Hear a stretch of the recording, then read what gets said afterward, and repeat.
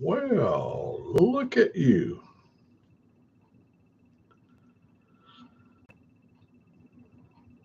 Don't know how long I'll be on here, but we'll see how long it lasts. I wanted to get you guys started off on the right foot for the weekend.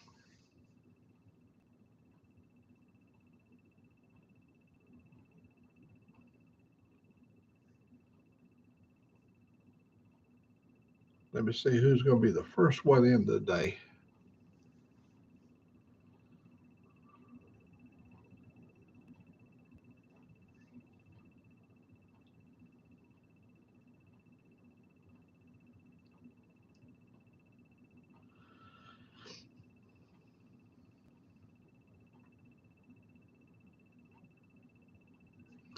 We had a little rain during the night last night. And let me see what the temperature is.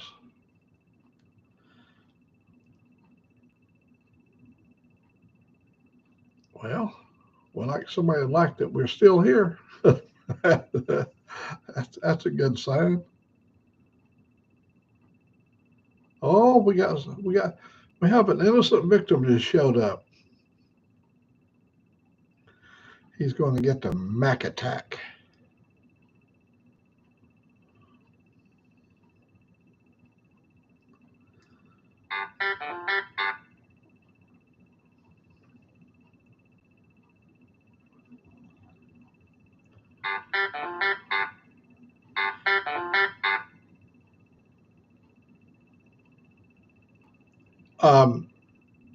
It's 59 degrees.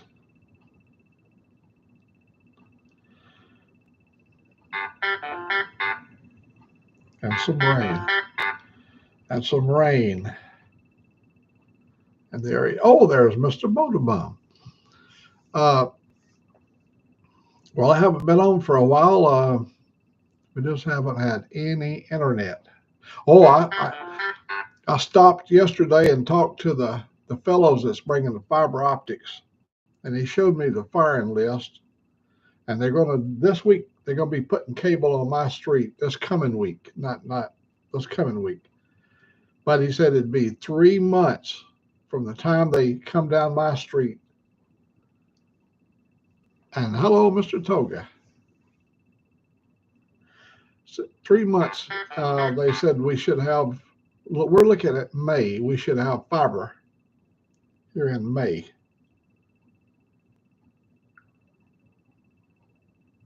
I hope everything's well with Mr. Toga there.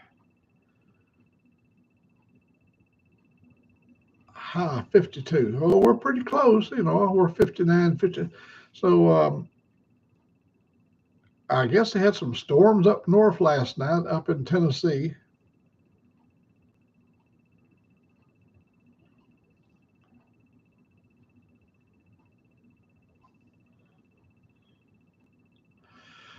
I went to Costco yesterday. Oh my God, did we ever load up? We went to Costco in Birmingham. And we started. Oh, we found the best. We found 14 pounds. Let me see. I'm sorry, 4 pounds of bacon, and 4 pounds for $14 of the thick sliced bacon. We're bacon eaters here. We just got through buying about 6 pounds up there at the Amish place.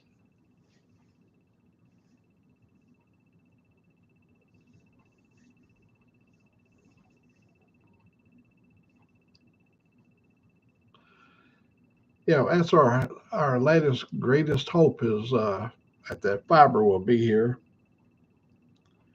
by May, and we'll be able to get a little time in on that maybe. Don't know. I was right in the middle of my broadcast the other day. I had my sister in here, or maybe both of them, but I think both my sisters in, and right in the middle of the broadcast, poof! It didn't give me a warning. I didn't have the TV on, so I didn't have no way of seeing that it was going bad.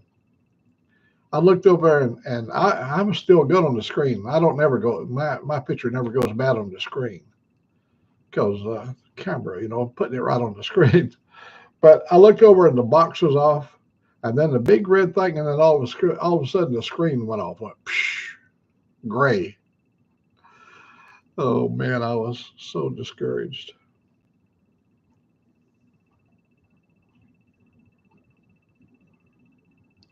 Oh, I won't do it. I just want to have dependable internet service. I'm willing to pay the price. I have all these years that we've paid premium dollar to have whatever we've ever had, and we're willing to pay the price um, just so we can have dependable internet. Now we live out here where the power goes off all the time. We're at the end of the line. We're on TVA, Tennessee Valley Authority Co-op through Coleman County, and if they decide to turn off something up yonder on the river, we go off first and come back on last.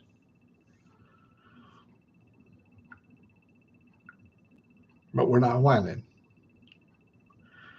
Yeah, we had a real good time shopping. My daughter just sent me a deal. She went shopping. She's a manager at Costco, and she went shopping at Costco yesterday herself on her day off, and picked up.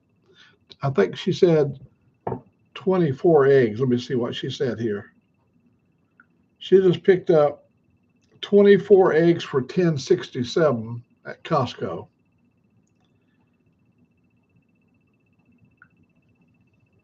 Who would ever think you'd? But that's 24 eggs. Never. Who would ever think you'd pay that much money for eggs?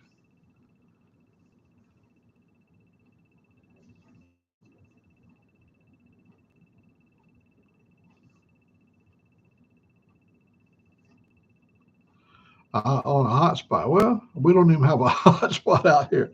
We don't have nothing out. The guy told me when I was talking to him yesterday, the guy from the fiberglass company, he said, "We noticed you don't have nothing out there." He said, "There's nothing. You don't have any." He said, "On the poles, there's no wires. There's nothing but like." And that's a 14,400 volt line. They're not the little 9600s or whatever, 14,400. He said, "You don't have anything out there." I said, "Well, everything was built new in 2011. They put when the tornado tore all of our poles down, they had to put all new poles. It took them 28 days to put the electricity back in here. That was in 2011. And yeah, he's the engineer that lays out the wires. And uh, he said, "We'll put you a drop at your house." But he said, it'll be 3 months before they come back to your house and put the rest of the unit in there.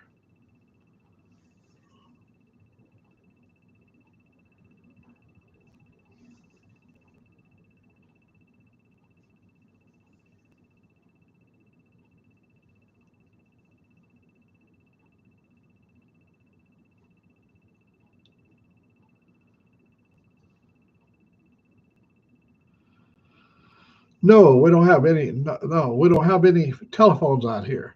We have a tower that's 7 miles from my house, Toga. My nearest tower is 7 miles from here. And if you know about radio waves at 5 gigahertz or 2.4, um, they have about a 3 mile range. They work really good. They tie into another one, another tower, different cells. We're 7 miles from the tower. And I've got a 30-foot pole out there with two antennas on it to get that 7 mile distance. Otherwise, I wouldn't even be able to get on here now. There's no wires for telephones out here. They all got tore down in 2011, and AT&T decided not to put any wires back. We had AT&T out here, and we used to have a telephone right here on the wall. I used to have a wall-mounted phone right there, right by where the clock's at. So we don't have, the only thing we can get here is whatever we get off a Wi-Fi on a tower. And this will be the first time in the history of this area that we've had any kind of internet wire. And we've had all the different satellite services here.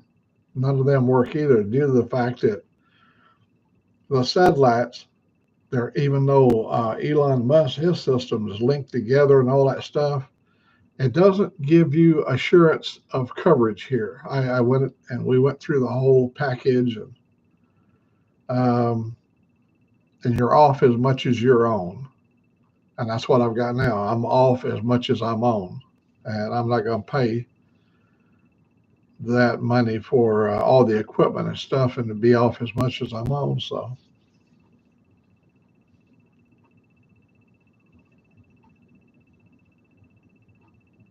yeah, I have my own booster out there. These are $400 antennas. They're not $1.49 up at Walmart. These are the $400 antennas. They're what they call 4-bay, but they only feed 2 wires, feed the 4-bay. And my receiver here, my modem router, is 4 connections. I need all 4 wires, so I can switch the wires around. When it goes bad on 2 sets of wires, I just move them over a couple of slots, and then I'll have good for a few days until they cut those back, and then I move them back around back where they was, and they it's a game. That's how we get to get on.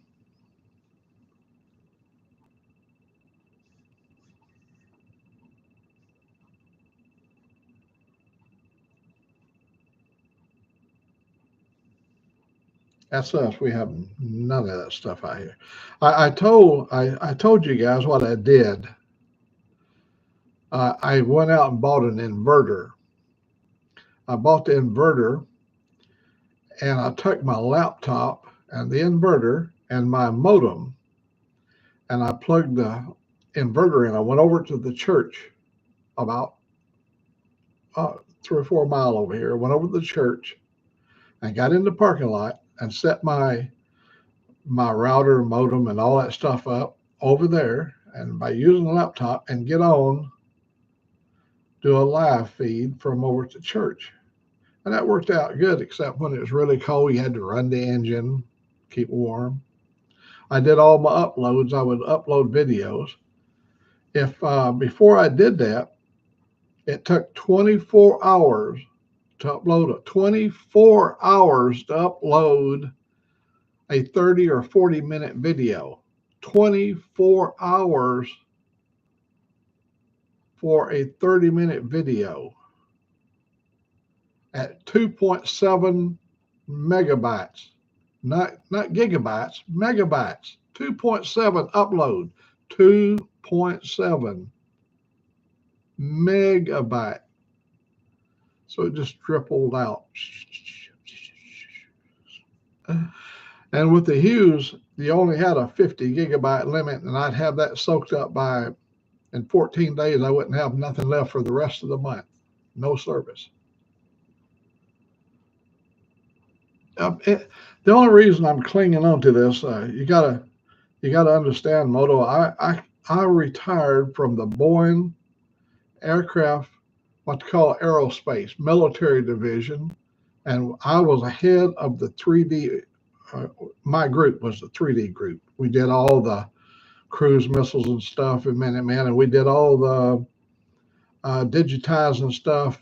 We did the mapping for the cruise missile. When you send a cruise missile out, it's got a series of maps, digitally, electronic.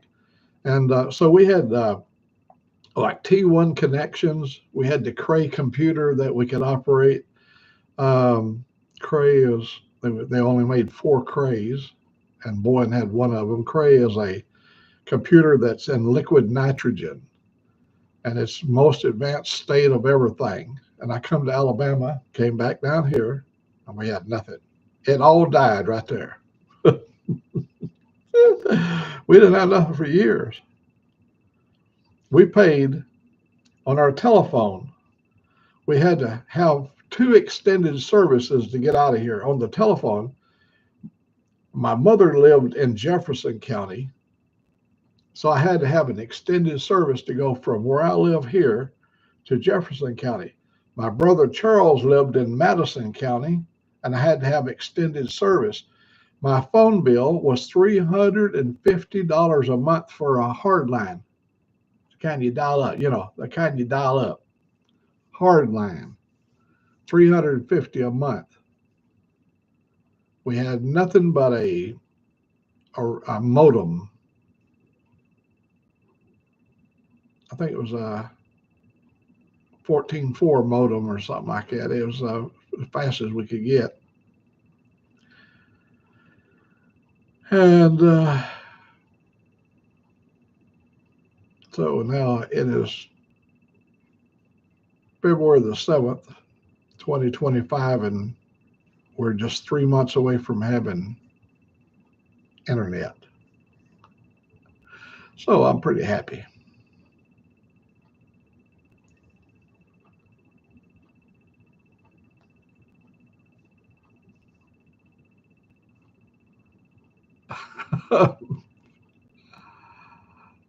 I know that feeling about running out, buddy. You pay for it, and then you get almost nothing, tall guy. Well, you understand where I'm at, What I did is after I sat down here on the farm for a couple of years, I went to driving over the road.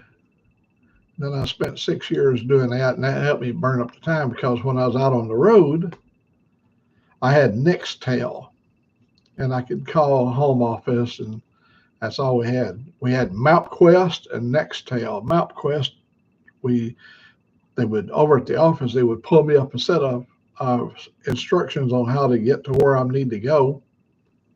They'd print them out on sheets of paper, and that would go in my briefcase, and we'd follow them. Go clocks on time.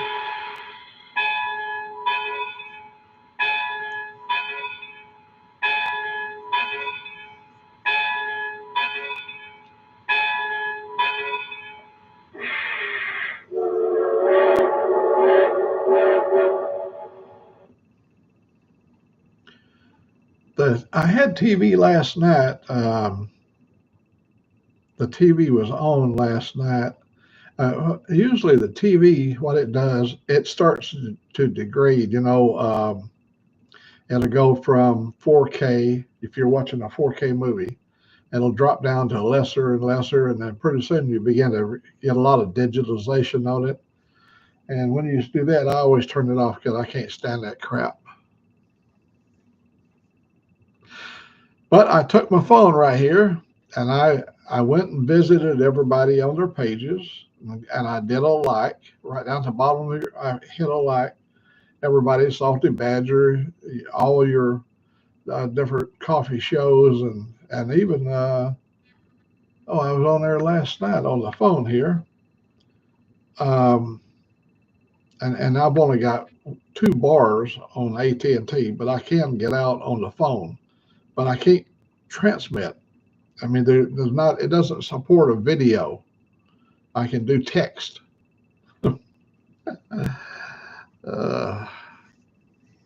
And my got neighbors right across the street. They go, "Hell, we ain't never had nothing out here, and we don't want it." I said, "How does your kids? All your kids? Hell, they got well. As soon as they get in their car, they can go down here 3 or 4 miles, and they can get on their phone. Hell, we don't need none of that crap out here. That's just that more crap we're going to have to put up with. I'll be glad when they just burn this whole mess down." I go, "What?" My neighbors are a little bit, they don't like anything that the word technology is really bad to them. They cannot, education? Hell, I'm glad to get rid of that shit. We don't need none of that stuff in Alabama. See, when you're born in Alabama, you're born with the right amount of intelligence just to get you through. That's all you need. That's all you need. Well, you don't need none of that damn education shit. That stuff will drive you crazy. Hello, good morning. How's everything up there in Robin's world? Rockin' Robin. And that's Rod B.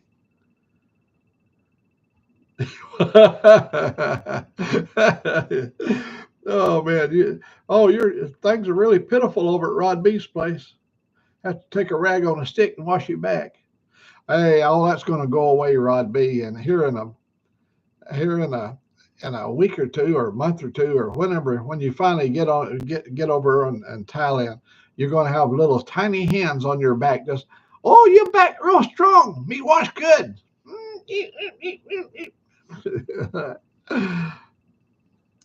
Only 3 baht. 3 baht. You get nice back. Cold and snowing. Oh, Robin, now we're sitting here. Look at right here. Look right here. Woohoo! If I can find the camera. Woohoo! I'm sitting here barefooted, boy. Hell, you can't take a redneck out of a redneck.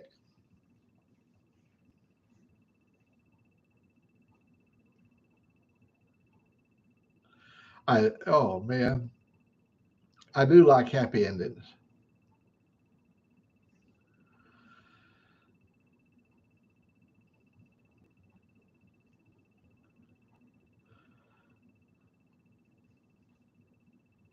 Well, let me see. That's right. It's over in the evening time for you, Rod. So you folks are probably just coming back in from a ride, or just fixing to go for a ride, or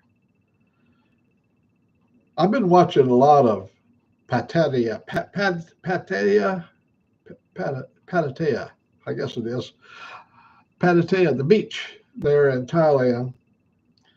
And I've been watching the do's and don'ts. Never ever ask the lady to come and stay at your place.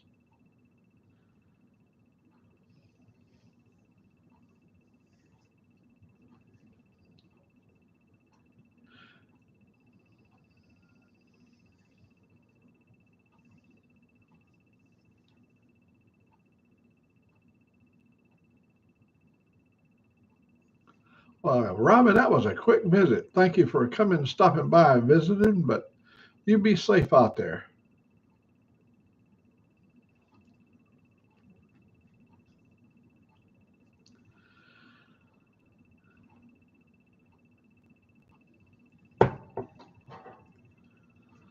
It was uncomfortably warm yesterday. 77 it reached high.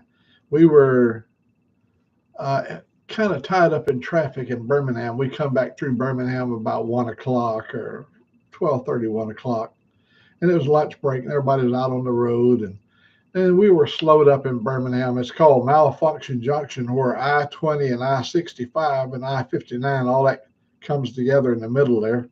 In the town of Birmingham, it just comes together, and you got overpasses and underpasses and flyovers and clover leaves and swirl arounds and loop-de-loos, and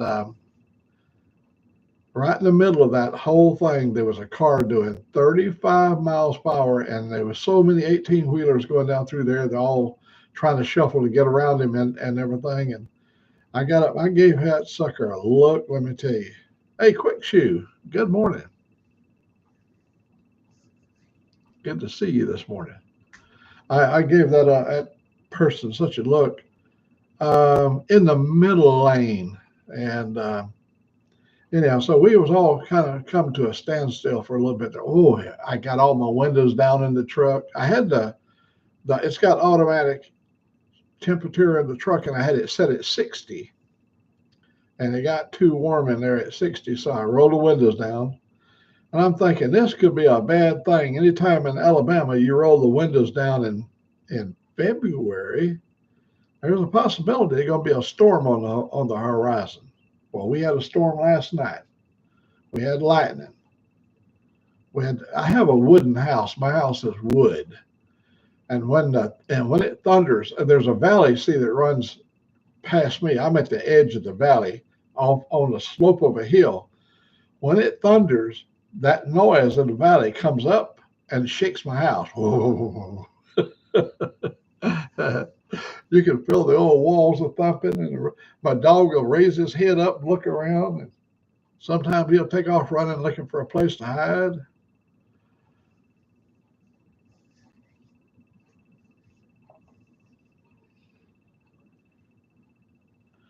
I've been looking at a building at Costco. It's a garage. It's made out of it's got a floor, and you assemble it at home. Um, for my Harley, for putting the Harley in, instead of sitting under the carport, I could put my pickup back under the carport and put the little garage for the Harley.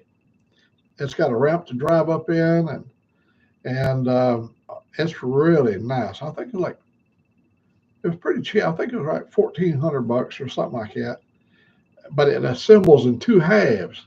I mean, it's folded up and everything. You unfold it, lock everything into place, and the bottom and everything hinges down and locks down in place. And it's a good looking building. It's made out of, like I say, it's prefabbed. Um, I don't know what the material is made out of. It's got a good looking roof on it. It's got electricity in it. I could plug into it, and I'd be able to have a light, turn the light on before you go in there. And it's sealed up. I don't have to worry about going into the barn at 2 o'clock in the morning to get the Harley out, and there'd be a copper-headed rattle markers in there trying to bite me. They're mean about trying to bite you. I don't know what their attitude's about.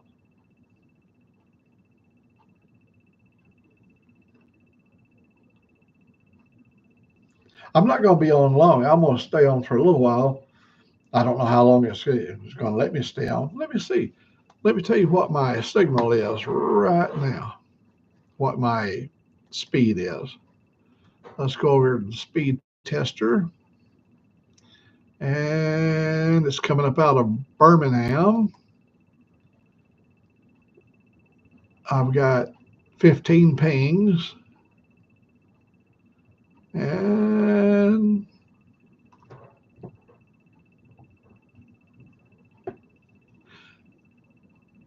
it's counting up there to 267, 265 for the download and the upload.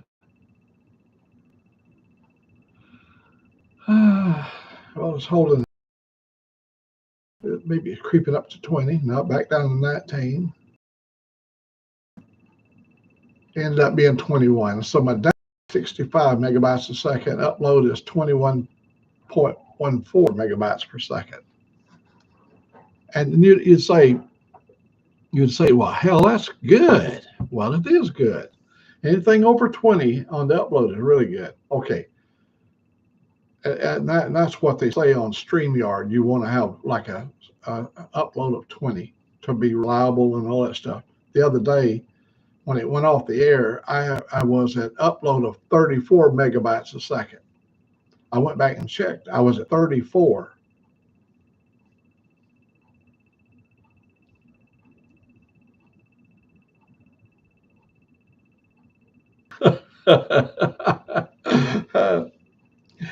Right, you'll have so much fun. I hope they understand your sense of humor.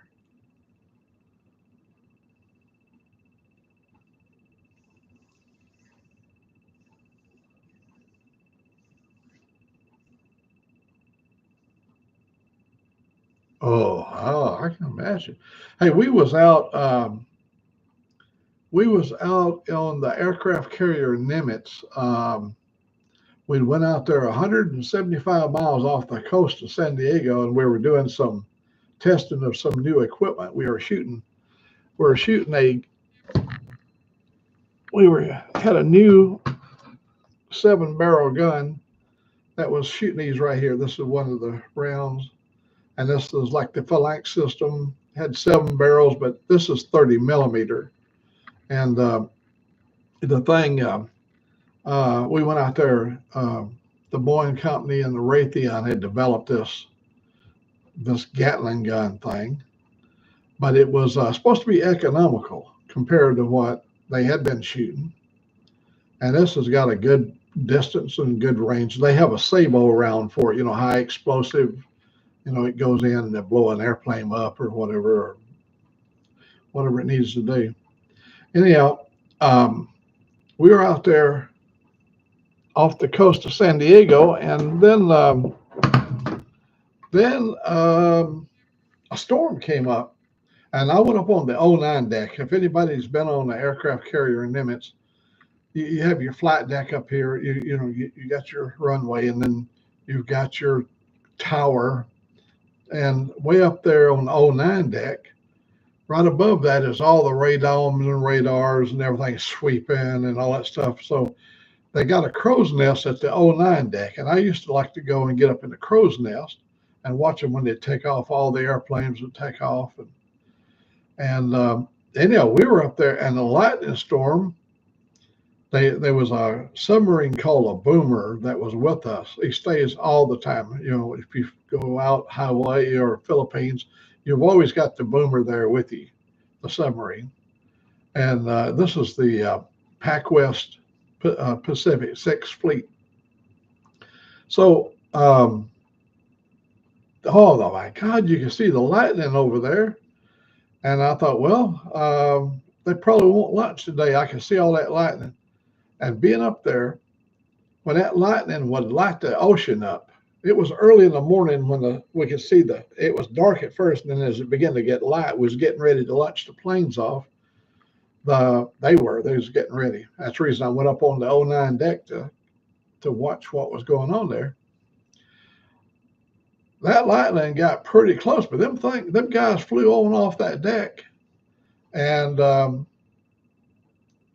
pretty soon, to me, it was a little bit uncomfortable. They went out a few miles out, and then they come in and did their ordnance run, and the flank system tracked the airplanes and did all the stuff it's supposed to do. But I was uncomfortable up there. Even though all that metal around me, there'd be like a Faraday effect. You wouldn't probably get struck by lightning, but it was pretty uncomfortable. Hey, well, quick shoot, come on back, buddy. Oh my God.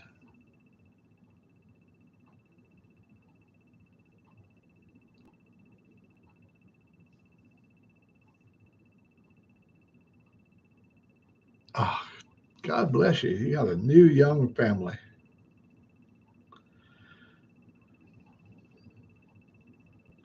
There'll be a lot of celebrating in the family.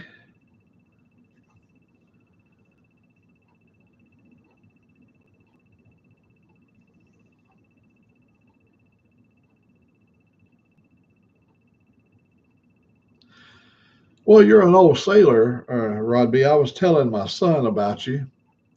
He's a sailor too. My son he was on the USS Ingersoll, and when it come to visit Australia, he spent 1 month. The government of Australia gave him a 1 month vacation, but he had to hit all the ports in Australia. They'd go stay a few days here, and oh, he loved Australia. He when he got to Perth, there's a port over there by what was that place called Fremantle. They came in, and when the Ingersoll would travel, they run in a pack. The other ships had to stay out, and only the Ingersoll was allowed to come into port. And he loved it. He got to come in all them different ports. He did a month in Australia.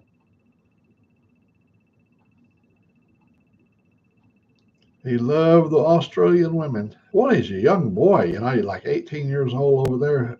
When you're 18, you're going to find love no matter what country it is.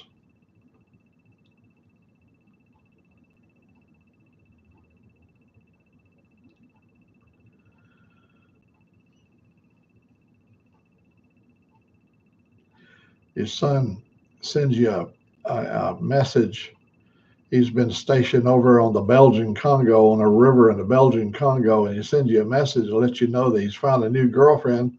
Can't understand the words she says. All she does is click, click, click, click, click. he, he, they were stationed in Africa for a long time. They didn't take the Ingersoll into the river in the Belgian Congo. No, the unit had to go into the Belgian Congo that they were serving. They was doing military stuff, and yeah, he loved North Africa. He was at Tripoli, and I guess that's Libya, or he served, hit several ports. He really liked North Africa. It was quite a contrast.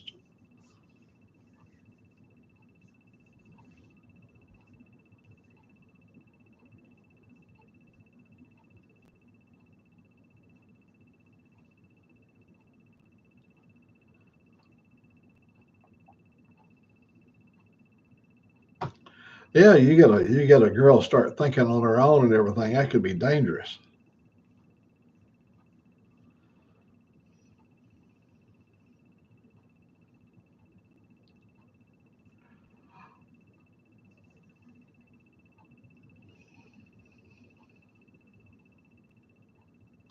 Fifth grandson. Well, congratulations.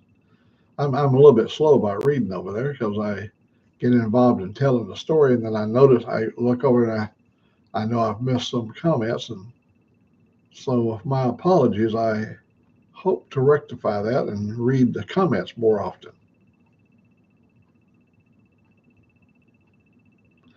Well, there's not any no animals in the room. Well, there's my dog is over by my bed asleep. Colton, he's off in yonder. The little guy last night, little Colton, the little white dog, he really wanted me to hold him. So he kept sitting down there right beside me. Well, my other dog was at my feet, and he was laying right against my foot. And I knew as soon as I turned around a little bit to reach to get him, it's going to wake that one up. So, but finally, I got a hold of him and got him up. Then I heard that one down by my feet go. He didn't like that little dog sitting in my lap, just right above him. He was laying on my knee here, and he could look over to see Theo laying down on the floor.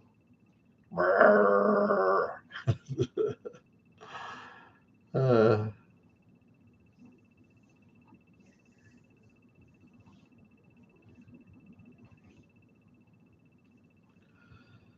I'm going to tell you this. I'm going on 85, and women have the same DNA. I've been married. I was married 5 times and had numerous suitors over the years. Hey, Ray Moto Life. Good morning.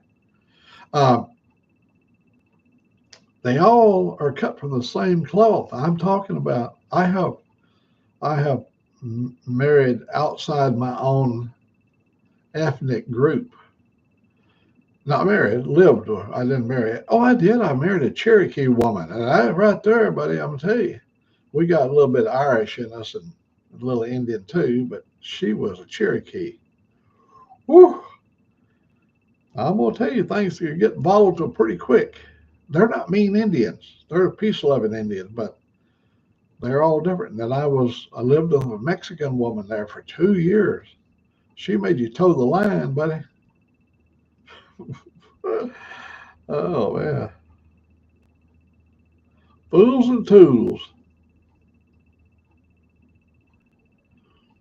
There used to be a trade school here in Alabama, and it was in the city of Tarrant City, Alabama.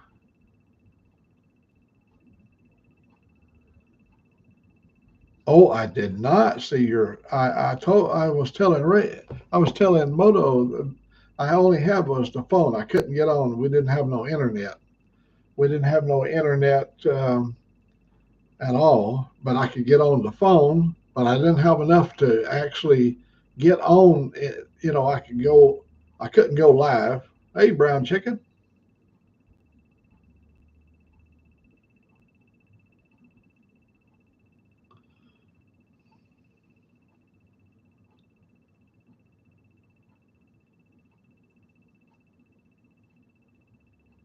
Yeah, I watched several different groups there.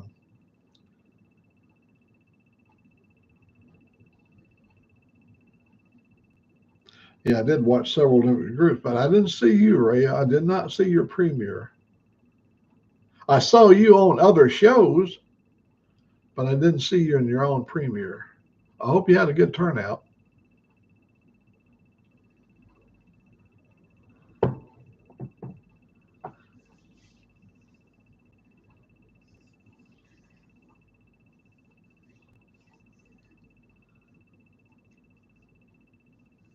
I just can get on whenever I'm allowed to get on whenever they would give me a little time on the tower, and seems like it gets less and less all the time. But we ain't gonna spend the day whining about that. Yeah, women um, are all the same. I'm gonna tell you, they don't they you say what's wrong? Nothing. Oh, come on, what's wrong? Nothing. Now I can tell there's something wrong. Please just if you tell me what's wrong, I can fix it. I'm a fixer. I know how to fix things. I'll make you feel good about yourself. I said nothing. And then you're driving along down the road. She said, I've been thinking. Well, what?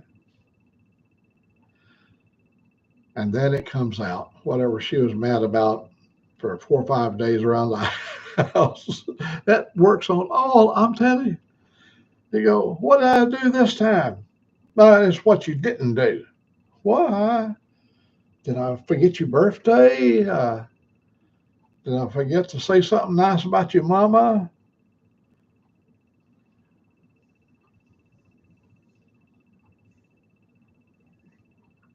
That has only been you guys may have never run into that kind of an issue. I love women. Women are a necessary part of life. But I have never been able to figure out exactly what makes everything run real smooth. Otherwise, I wouldn't have been married 5 times. I would have been married one time because I would have figured it out really early. Now, when I finally landed Ruth, and we were together 33 years, I figured we had a pretty good combination. And even her, every once in a while, would pucker up a little bit, like, I go, what's got your jaws locked? Nothing, nothing. uh, that's what I love about life, the mystery of it, how to get through it, how to navigate the waters of life.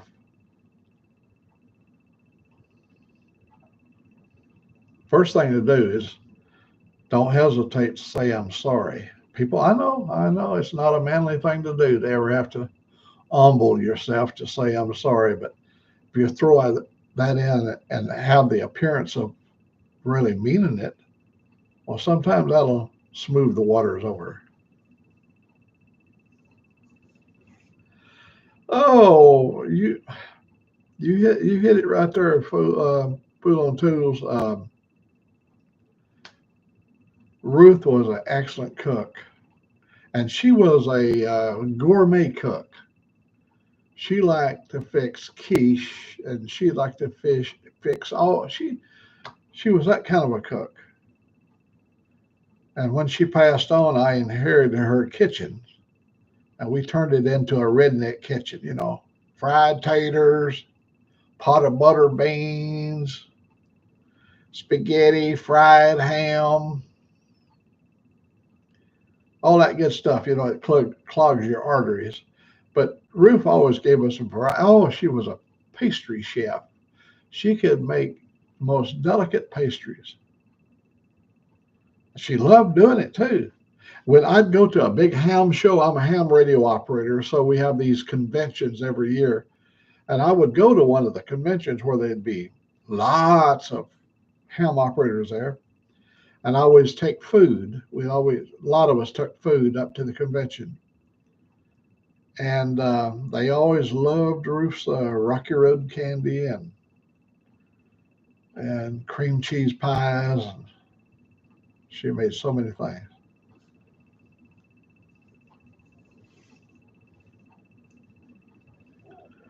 She fed me well.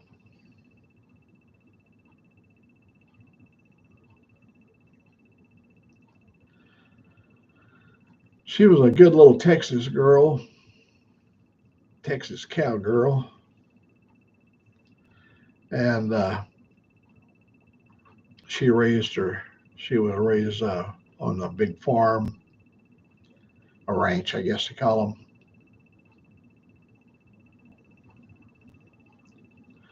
She traveled in Europe. When she was in college, she went to Europe with a lot of friends, and they went all over Europe. Had great, a great time. The whole summer they spent in Europe in her youth. If I was if I was 30 years younger, I'd be 54 years of age. I'd be going to Thailand. Y'all would be reading about me in the newspaper. I would have a good time. I know I would, because I have never met anybody I don't like. I'm not suspicious. I don't. In other words, I don't first. I don't have no airs of superiority and none of that crap. I just see human beings, and it would be the right place for me because everything I've read about the people are they're just warm-blooded people that love other human beings. Oh my God, you know how to eat there, right? Are you? Obviously you're cooking for yourself tonight, right?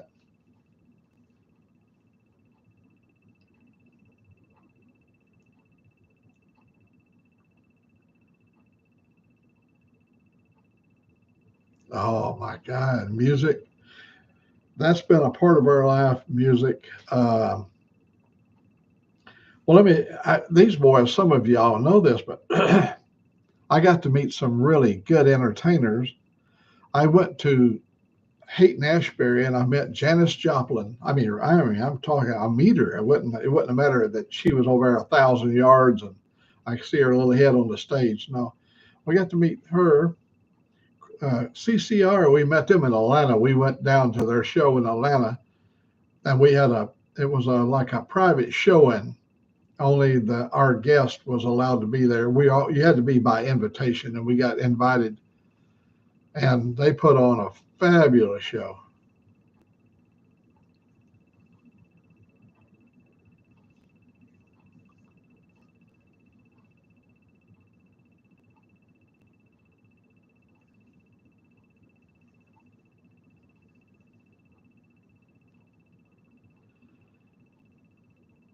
I was watching last night about the people there in Thailand. They named off the various cities, but it said if you need to know which bus to get on or which train to get on or whatever, so don't hesitate to speak to any one of them. They love to be spoken to, and they love to walk up and talk to you.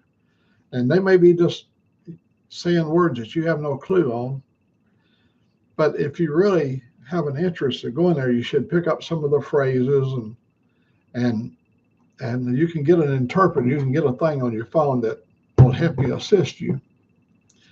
And they're friendly, outgoing people. They don't come at you like uh, with anger or disgust. Now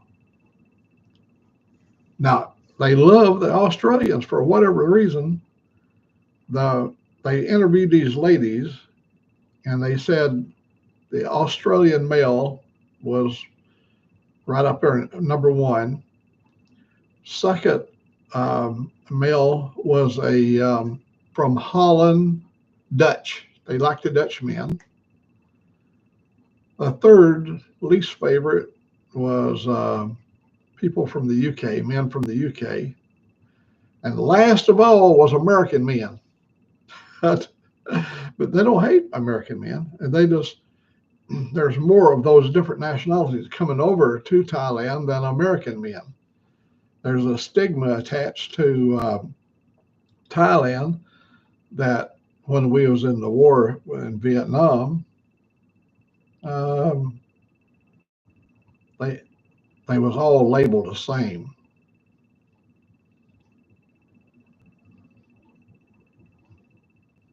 and that still sticks with a lot of people.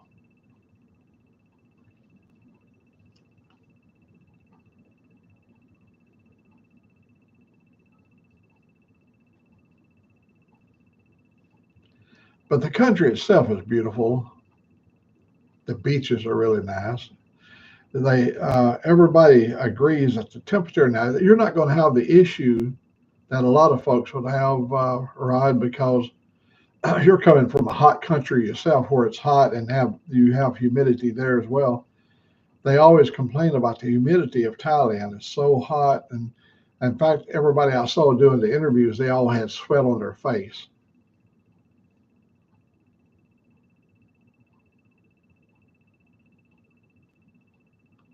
Sure, all Cambodia, Laos, Thailand, Vietnam, they're all Myanmar, all the whole area there are Asian people. And no matter how hard you try to make them, they will never be a white guy or a white woman. They're going to be Asian at the end of the day. The problem being is we are as American, we like to put everybody in their categories. Got to put you Asians over here. You got to put you them's over there and them kind of's over there and put them over there. And it's awkward to step out of your box. To step out of your box and go and enjoy life. Just step right on out of that box and get right up there and hop into somebody else's box. Yeah, do that.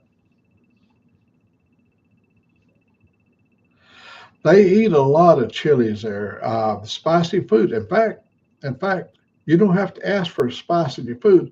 When they're fixing it, they fix it with spice, and then they bring you extra spice if you need more spice, if you want to increase the heat level. And Thai, they have these different oils. They got like 7 levels of oil that you can put a drop here and a drop there. And we eat at a Thai restaurant in Orlando, and there's a place in Thailand called NKP. Now it has no significance now, but during the Vietnam War, NKP was base of operation. The Boeing company went in and out of NKP, and we delivered stuff to support the war in Thailand through that area of the base NKP.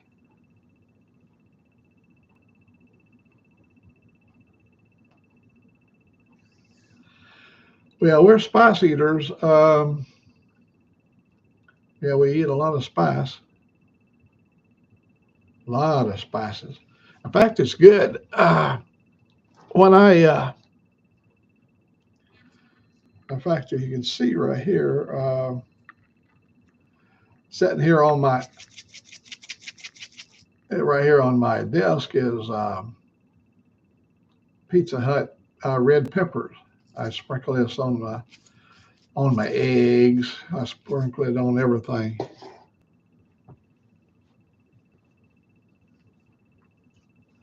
But you're going to fit in good, Rod, with the love and craving you have for spicy food. That's one of the things they caution everybody who comes to Thailand that the food is a bit spicy. Now, you come from a sterile environment like any Western nation. Um, you don't want to concern yourself about how they prep the food. The food is good, and millions of people tourists go through without getting any kind of stomach virus. And it's not like going to Mexico where you get Montezuma's revenge, but it does happen.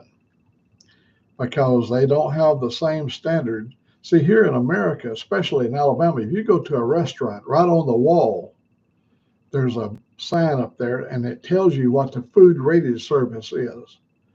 And you always want to stay up in the high 80s. And if you go to a restaurant that's in the 90s, they're really a clean place, you know. Well, we're used to looking at those signs when you go in and see what the rating is.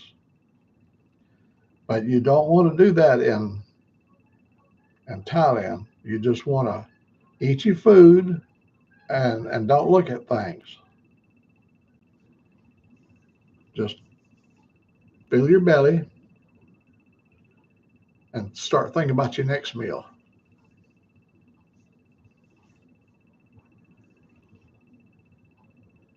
Oh my God, lime jam. Oh my, oh, I've got the Carolina Reaper, and I also got the ghost pepper salsas that we eat here, and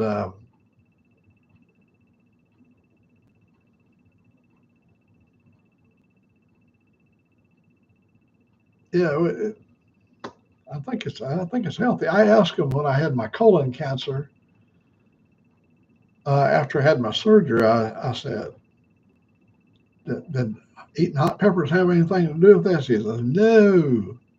It's actually good for your digestive system. Now, if you got an ulcer in your stomach or something like that, it's going to irritate it. But if you're healthy, it's going to make you even healthier.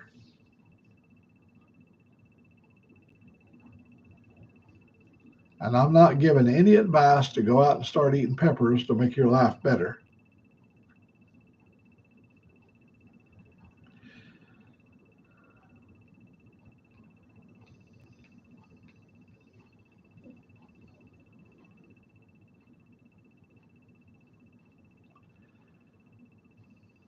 I can't believe I'm still on. I keep looking at my little box over there, down over in the corner. It shows.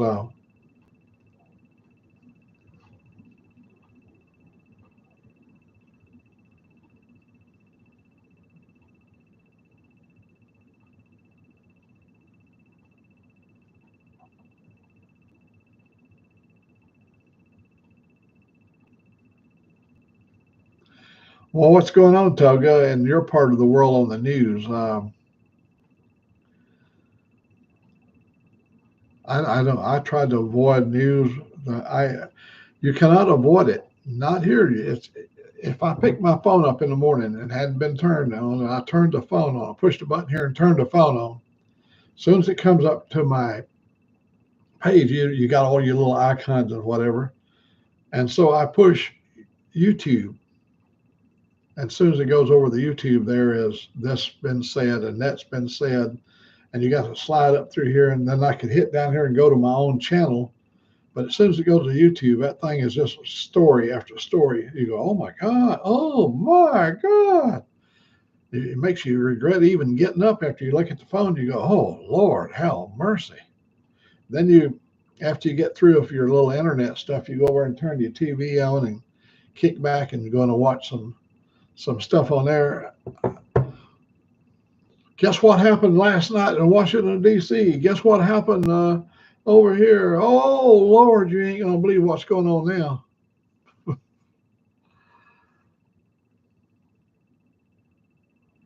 Capsaicin, I've got jars of dried habaneros in there, and that jar is full of capsaicin. It's slowly released out of the peppers when they're dried in the oven, whole, and you open that lid, and you better stand back.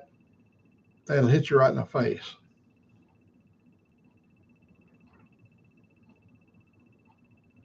Oh my God, 144 people died in Melbourne from the heat wave. Wow.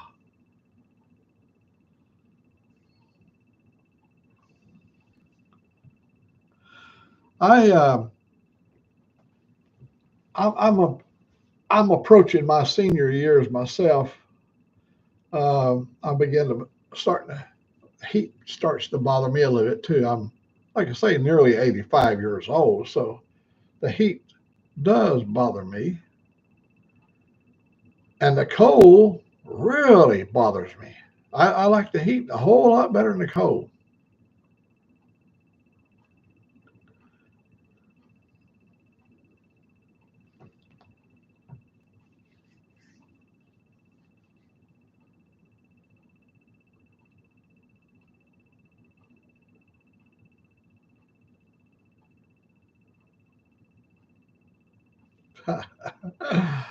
Oh man, the economy can drive you crazy.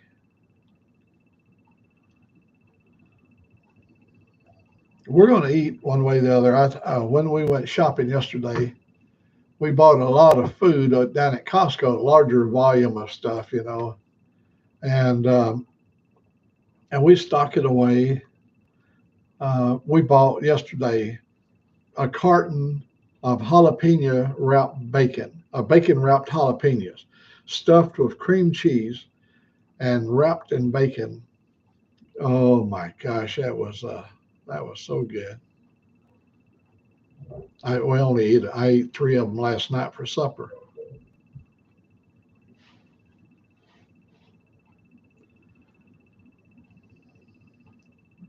Oh, mid 40s Celsius. That's pretty stifling.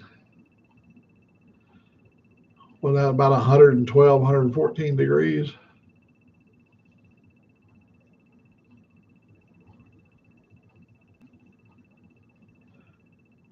Well, we had a heat wave here. Seemed like around 2014, 2015, somewhere like that. It We had 19 days here that the temperature was above 100 degrees Fahrenheit.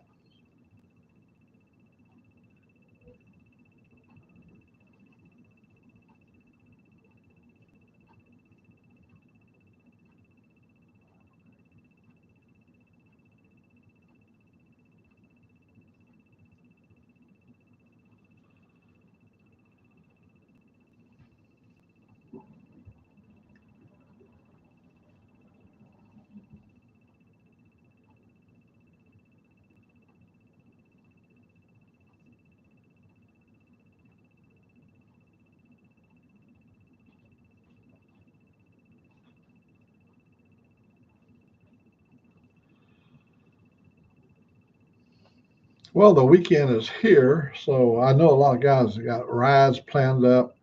We're riding tomorrow. Um, yeah, we got something planned up for tomorrow. I think I'm gonna go back into the woods. I got a little area that I want to go ride. This is coal mining country to the south of me, where I live here, and I know all the hills down there in Jefferson County where all the old mines used to be. And right now, while it's still cool, I'd like to take Angelique and show her some of the old mines, what men crawled into back in the day. Reason you want to go while it's cool is not as many snakes crawling.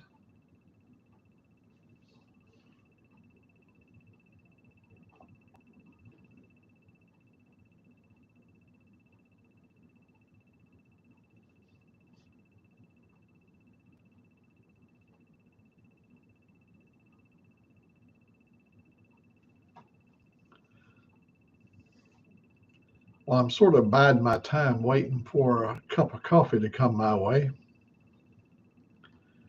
Won't do no good to call her. Oh, she might be up now.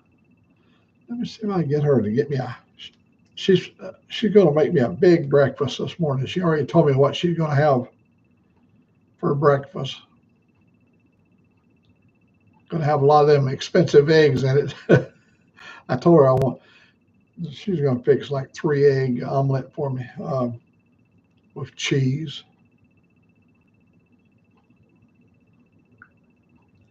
Let me give her a little ring a ding a ding.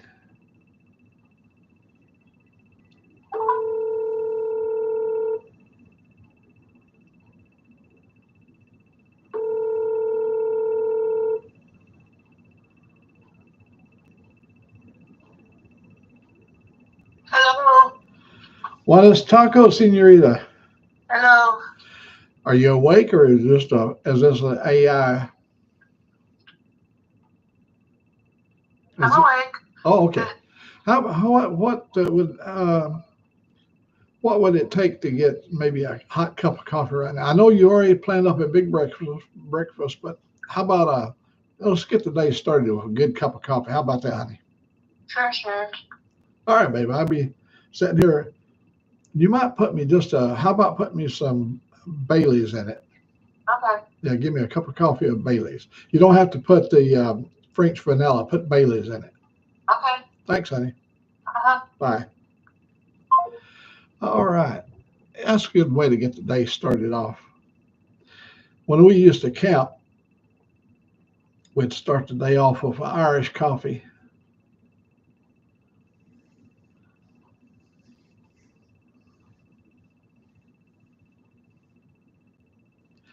I don't know what the prediction is for us here this year for the summer.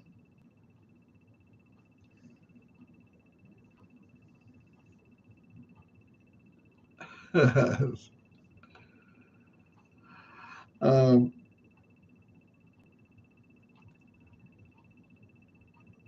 I told her we was going to stay home today and cook.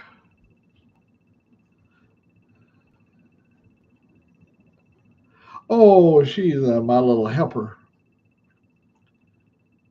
I bought her a lot of clothes yesterday. Well, she bought the clothes. I mean, she was going to pay for her own clothes. I said, no, you ain't going to pay for that. And I bought her.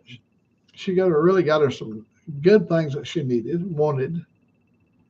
And she came in last night. She was modeling her clothes that she got, and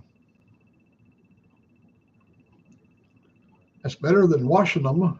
Just when you wear them and they get used, take them over to Goodwill and go down and get you some more.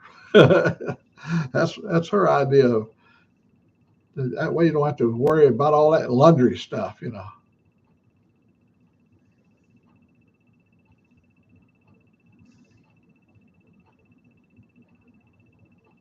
Hey, Jim. Jim Reynolds, you're on the verge of one of these days breaking out and be good riding weather almost every day. Man, I'm so happy you took a moment out of your life to stop by at Old Mack's here and meet the gang.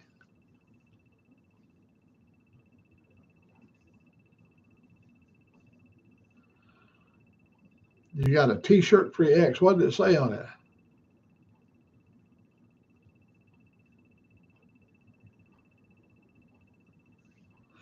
Yeah, Jim, it's coming, buddy.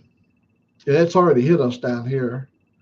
And I whined and complained yesterday about it being a little bit warm, 77 degrees. uh, and it's already hit 80 in Florida. So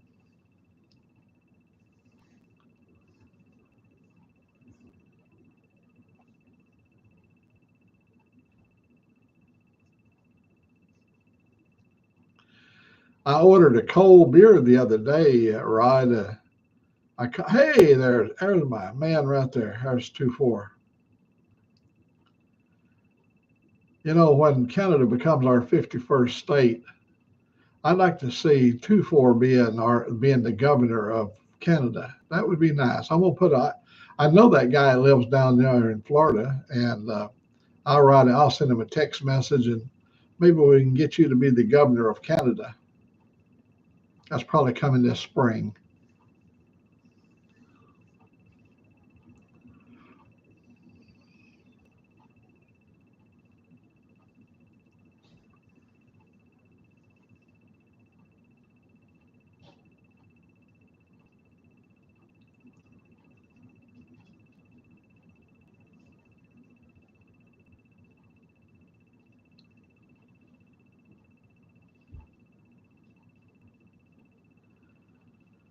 Oh my God, I'm so sorry, Rod. The rain is so hard you can't hear us. I've been drowned out by the rain. Well, you're not. You're going to miss me hearing me slurping my coffee, slurping my Bailey's down.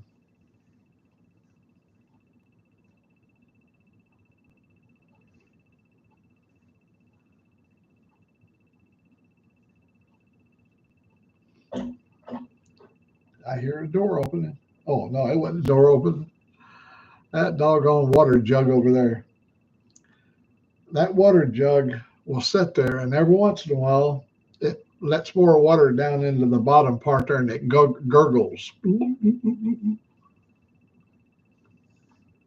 Hey, Jim, thank you very much for stopping by.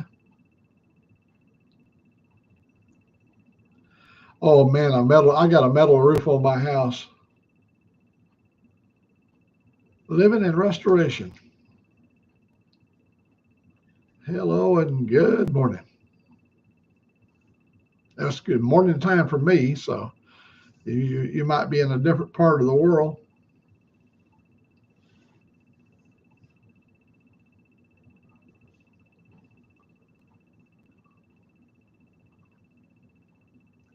I'm hoping you're restoring a knucklehead or shovelhead or something, even an old flathead. See, I go back during the old flathead days when they were real popular, 45s.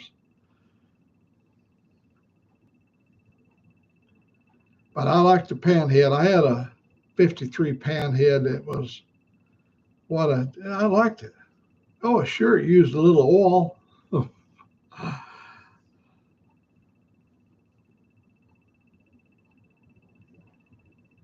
Oh, Spokane, Washington. I love Spokane. We got married in Coeur d'Alene. I did. I got married in Coeur d'Alene in 1990. I married a woman at Coeur d'Alene at that little wedding chapel in Coeur d'Alene. I lived in Spokane. I lived up on Division. I was stationed over there at Fairchild, and I like that little town. I like that. I like the river down coming right down through the city there down so pretty. And I even like the wheatlands of Ritzville, Moses Lake. We used to go to Moses Lake and go down there and do our four-wheeling at Moses Lake. Or go riding around the potholes.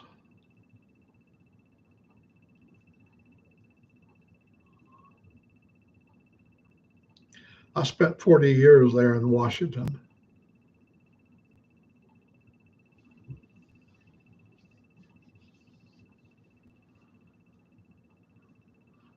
30 of them on the western side.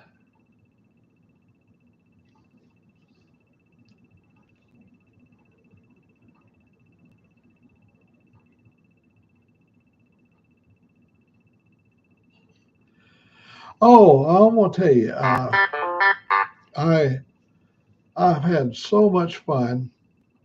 Um, I can't even believe it. They paid me to do that.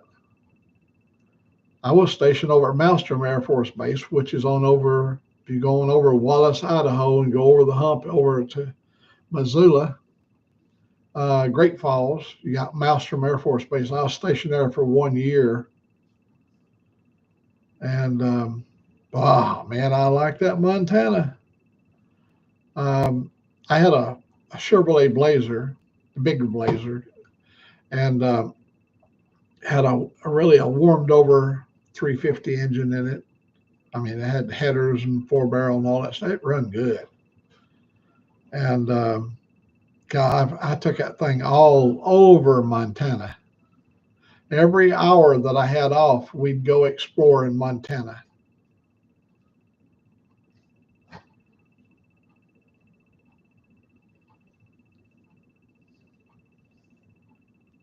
Oh, did Toodles and Fools drop out? I must have missed her. I wouldn't. I'm hoping she comes back.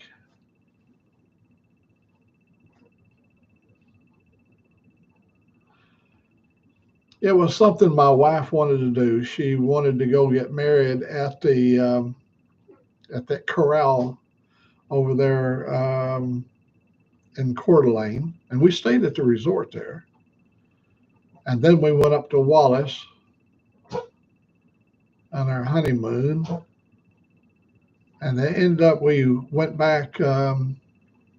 all the way to the Olympic Peninsula on western Washington and camped in the rainforest on like our third or fourth day of the honeymoon. We camped there, and then we went to Victoria in British Columbia. We went up there and stayed a few days up there. Went to the Bouchard Gardens.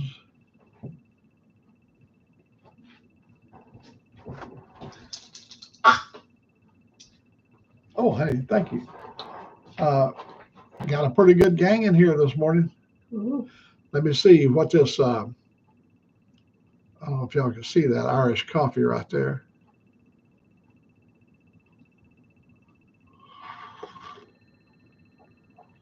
Oh, baby, how much of that stuff you put in there? Enough. Oh, you Enough to put hair on your chest. You put half of it. No, I said enough to put hair on your chest. Put hair on my chest.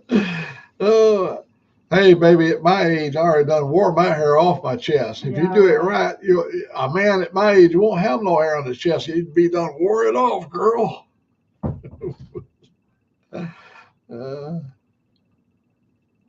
You got to be doing some serious living to wear the hair off in your chest.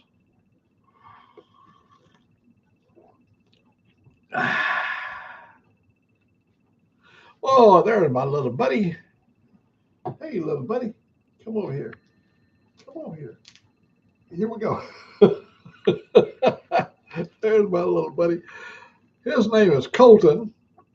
Look right here, Colton. Look at them fine-looking people right there.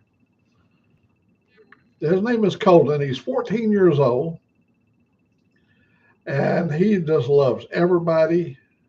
He likes to come in and see Old Mack in the mornings. Every morning, he'll come in and say hello to me. Yeah, he's 14 years old, and my other dog is going to be 16 years old this year. We're all running out of time. I ain't kidding you.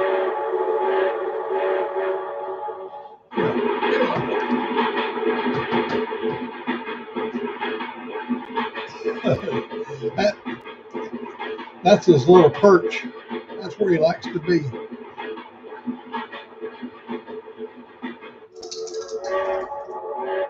Oh, he's a delightful little animal too. Oh no, he wants to be right here beside me. Hey, little buddy, yeah. His master was he's a dead veteran. He loved that little animal. He had him all over his life. And I got an opportunity to get him this year. I went up to Washington and picked him up. And he's got a good life here on the farm, man. He loves the farm. He likes being out here. Hey, Sick. Hey, buddy. I did come over on your page. I couldn't get on. I didn't have no internet, but I did come over on the phone and gave you a like. I went to everybody. The only person I missed yesterday was Remoto Life's premier. But anyhow, in 3 months we'll have. The guy told me yesterday they'd be stringing my lines, and this coming week they're going to put the lines down my street. But in 3 months, from the time the line gets up, which would be May, we'll have the service will be will be here at my house.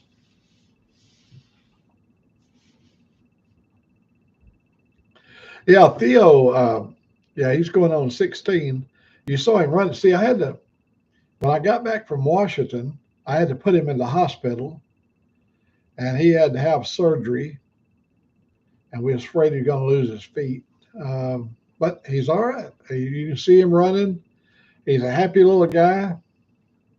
When I lost him out there in the woods, but when I got back to the house, he was sitting at the back door, waiting to get in.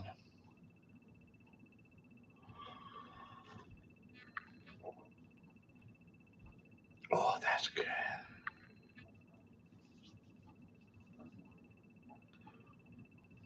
Where'd you go, little buddy? He's busy over right behind me. Hmm.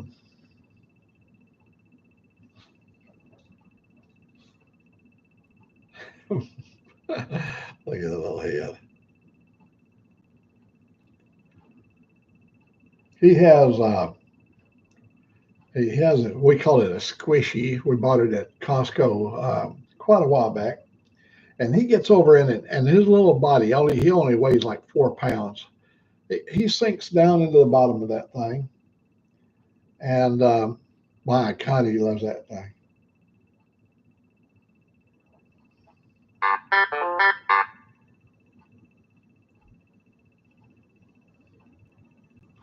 Ooh, minus 22. My God, 2-4. You need to come to Alabama, spend about a week in Alabama, and burn the moss off of your back, the old moss back. Get them toes defrosted.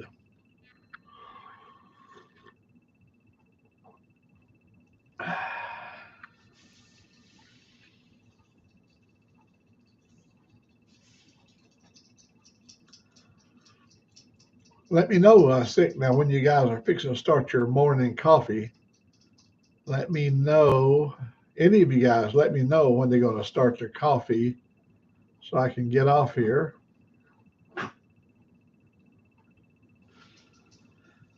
I just, when I woke up this morning and there was internet, I said, oh, good, it's back on. So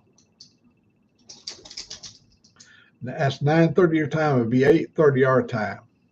Okay, 9:30 Eastern would be 8:30 my time. Well, I still got a little way to go.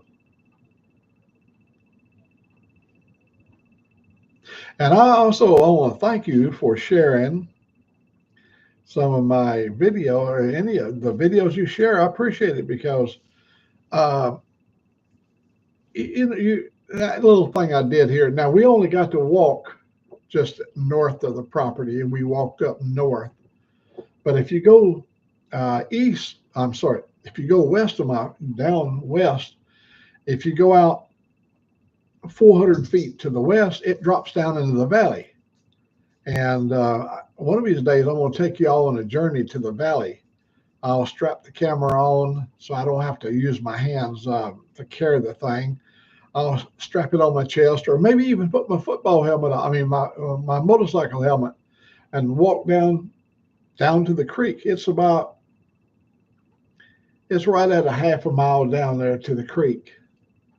Now, getting down there ain't bad. You go downhill to the creek, but getting back up, um, I it's a now down there. There's a runway down there. There's some of my neighbors. They fly the airplanes. They land. They got a runway down there, and it's their own runway. I don't ever. I've got a trail that I ride my four wheeler. I used to ride my four wheeler down to the creek, and I've got these roads cut down through there, and it cuts right across their runway. There's a waterfalls down on the creek, and maybe I'll take you guys down someday. But right now, I would have to have somebody to go with me through this brush out here because this has grown up so much. I used to have a neighbor that would keep us all cleaned up in the back. He would bring his bulldozer up here and clean it. Kept this part done. But he's had some health issues.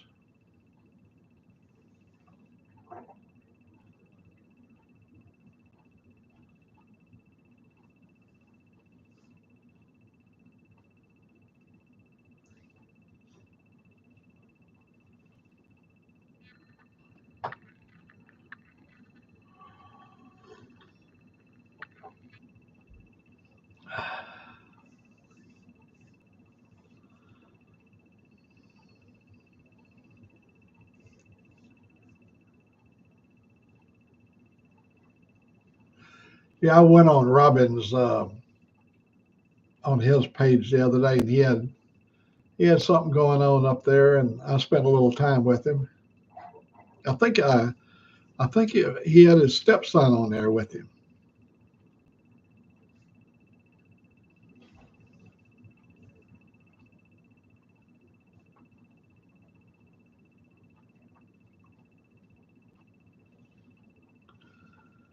I like that 1-800-911-HELP.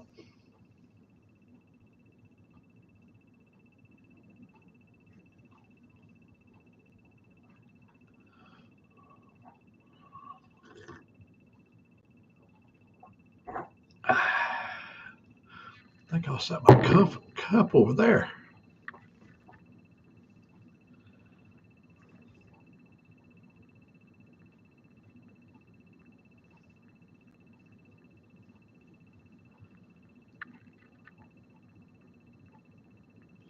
Well, sick is have you got it all resolved about your place there? Are you going to be able to stay on past March, or is are you still going to have to live in the van down by the river?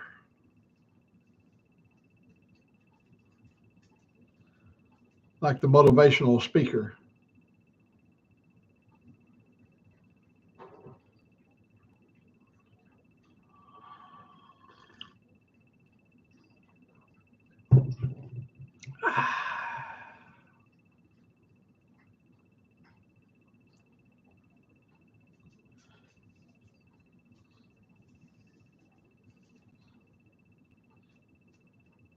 Oh, to the end of March.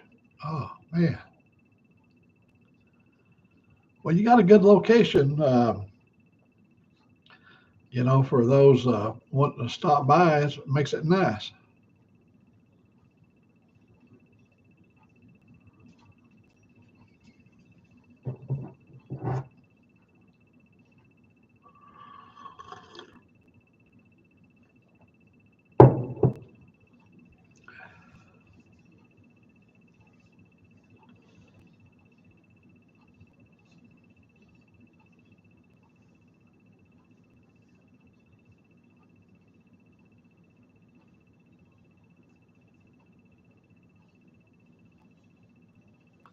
No, we don't have anybody down here that has any form of tech. You mean join in on the page? Oh, we can't do it on YouTube. No, we don't. You cannot have any. I think you can have a on YouTube.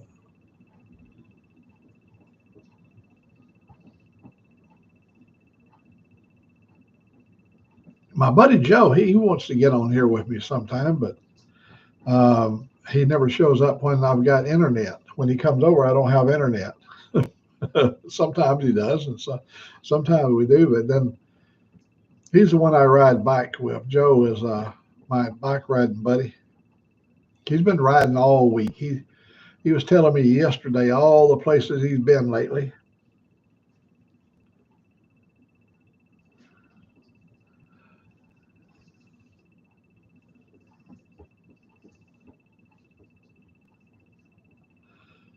I have no neighbors at all.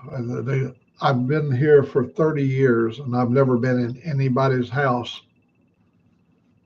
Um, the word went around 30 years ago when I came here. We're from out yonder, and when you live in Alabama, if you get labeled from out yonder, nobody speaks to you. Nobody has nothing to do with you. They boycott you.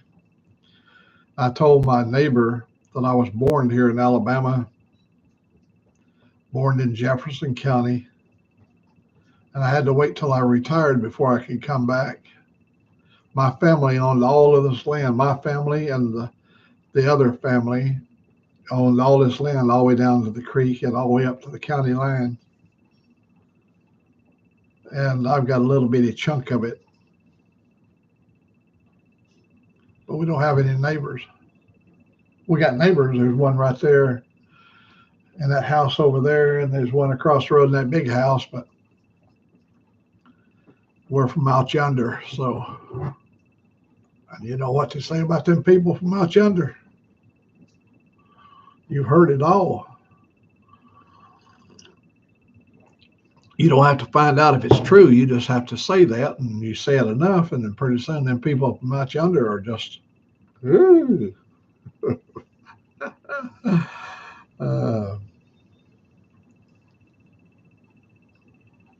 Oh, come back, please. Food for Twos. Anytime you want to come back, this is This is a place where you can come and relax. You don't have to worry about any words that would offend anybody, or you can pretty well be yourself.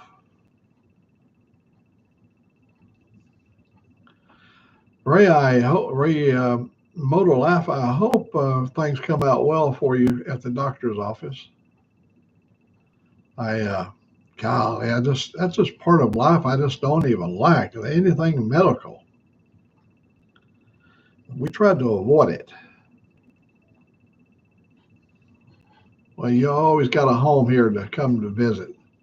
We're country folks.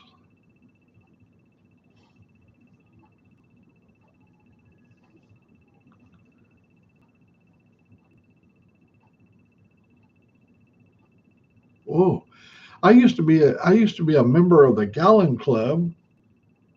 I have Rh negative type A blood, so it puts it in the up in the rare category. So for open heart surgery, I was always on the list, and so I was up to 2 gallons, and then I got hypertension. Oh, two blood. Oh, I'd read that. Um, I got hypertension or high blood pressure, and so I started taking Topro and Alisapril, those two. Then you can't give blood. You can give it, and they won't turn your blood down, but it no longer can be used because of the two chemicals in those. It breaks the blood down, the hemoglobin, and various things that they need. So I had to give up my position on the 2 gallon club. I like giving blood. It's the easiest thing you can do, other than taking money out of your wallet and handing it to somebody that needs food. The easiest thing you can do for humanity is to go give blood for the people like you, Ray, that needs a transfusion. Good, clean blood.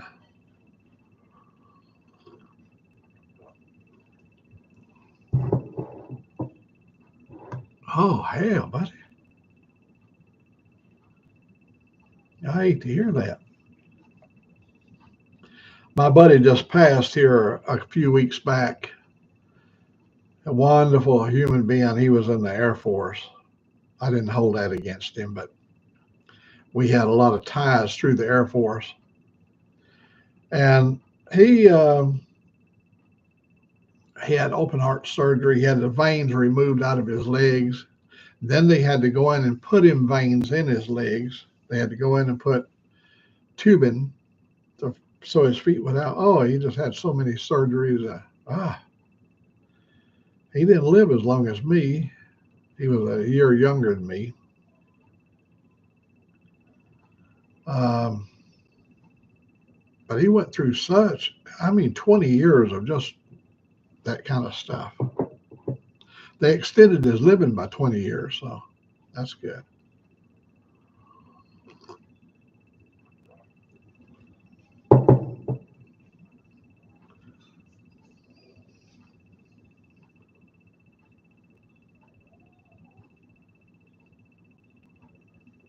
Oh my gosh, this thing has been going on for a long time. Oh, I was thinking it's some kind of a thing that came on later in your life, but uh, that's horrible to have that hanging over your head all your life. Oh, it's like a genetic thing. Did it run in the family, or was you the first one to show up with a genetic defect?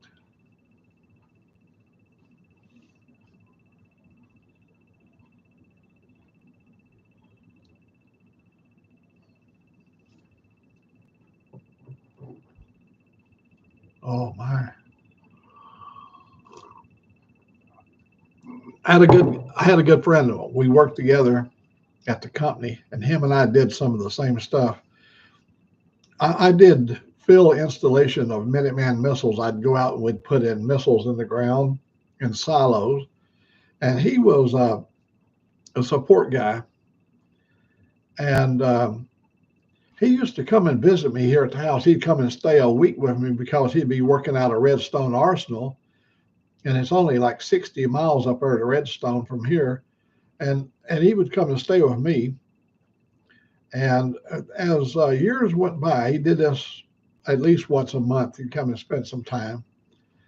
He began to tell me about his family, that none of his people lived to be 50 years of age. I go, what? He said, yeah.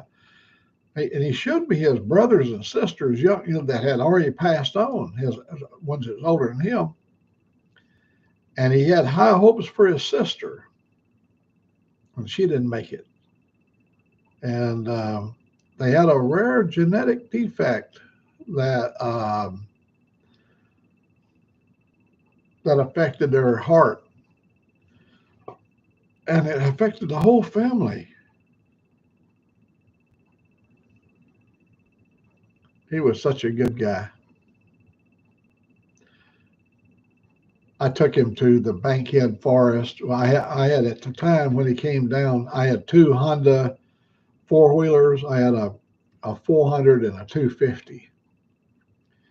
And I would give him the 250 because it had like a 4-speed electric shift. You just shift it. You didn't have to worry about, it had a pedal as you shift, but you didn't have to worry about clutching and stuff. And he liked riding that 250. And we would go over to ride the Bankhead Forest, and I took him to Cheehaw Mountain. That's over towards Anniston, Alabama. He loved that Cheehaw over there, and he just liked riding that four-wheeler.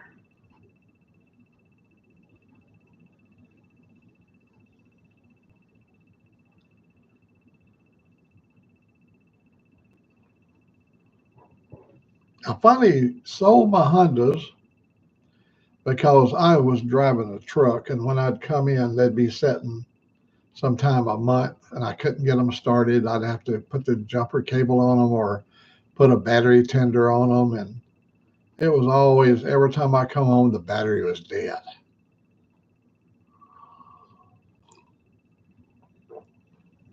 So I finally sold them, got rid of them.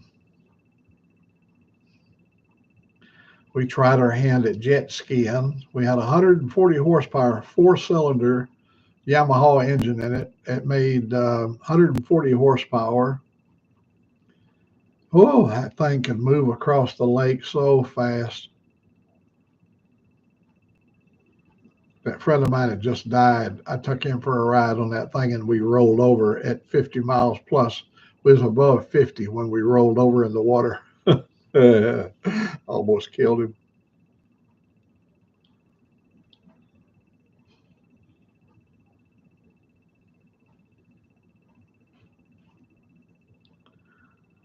Oh man, them old ball joints, when they get bad, your steering wheel starts to shimmy sometimes. Even though if you even have a steering dampener put on it, it won't control it. When them ball joints go bad, you start wearing the inside your tires out.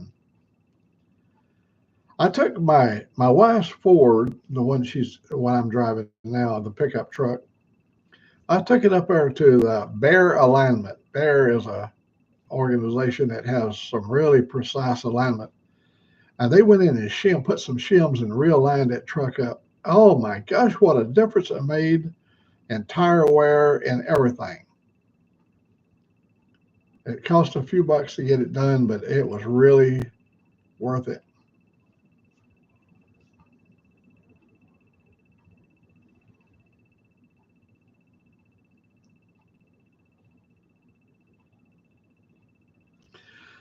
Let me show you my little baby over here.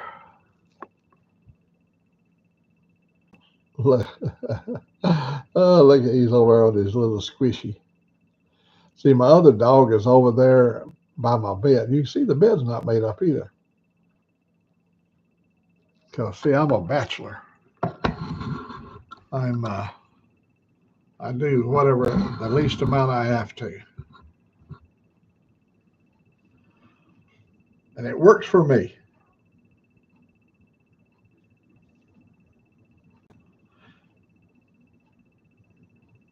You need to be living next door to a guy like Ray Gregory and get on his good side, because that boy can pop you a set of ball joints and you'd be in and out in no time.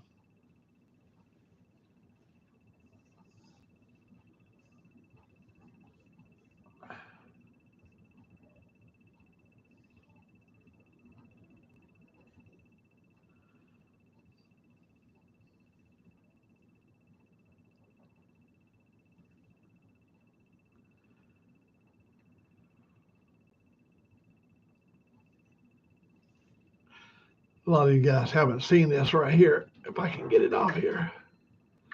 This was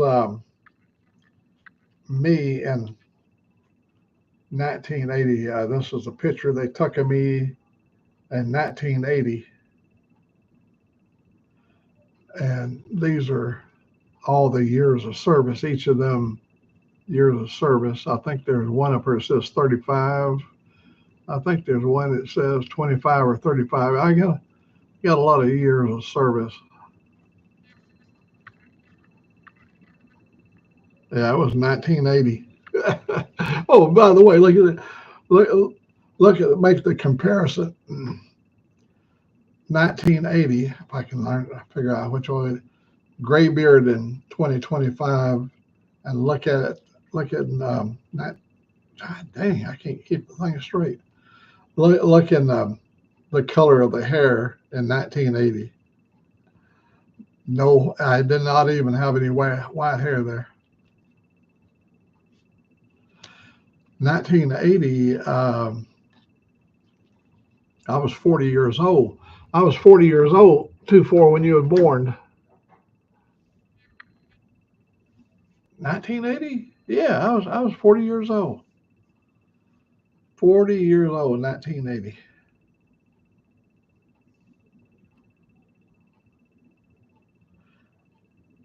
Oh, Ray, you was born in 1980. I thought 24. Yeah, I misread that. Yeah, Ray Moto was born in 1980, and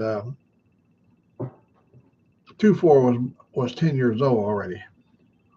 Well, boy, I'm telling you, 1970 was a good year for me. Ooh, was it ever good. The Air Force came to me, they said, the Air Force representative, he came to me at my workstation, and he said, we'd like for you to join our team. That was January 1970. And I said, well, what do you do on your team? He said, we can't tell you. We have to kill you. I said, sounds good to me. So I signed on the dotted line. And I stayed with that team till 95. Yeah, I stayed with that team till 95. And it was a good way to live.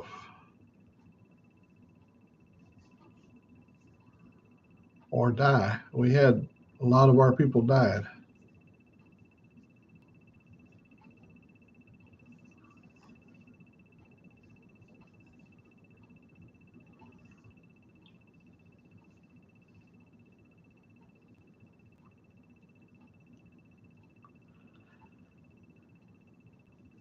Well, time. Um, I've got friends that are in their 80s, but their life ended 20 years ago. Their heart's still beating, but they have a difficult time just getting through life. And those are the one I really feel sorry for.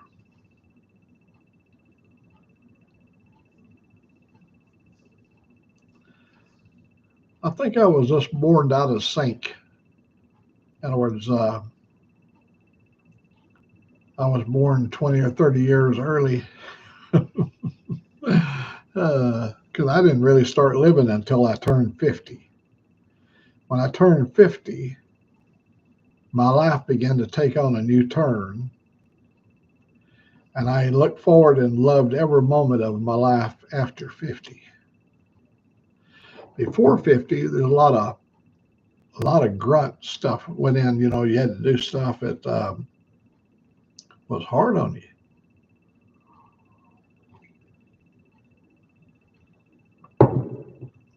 But after 50, things got really good.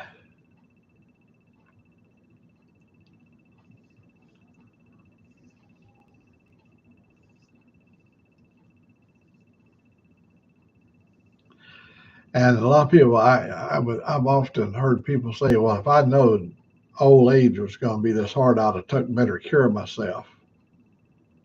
Hell no, you wouldn't. You had too much fun. You had too much fun to let go of it.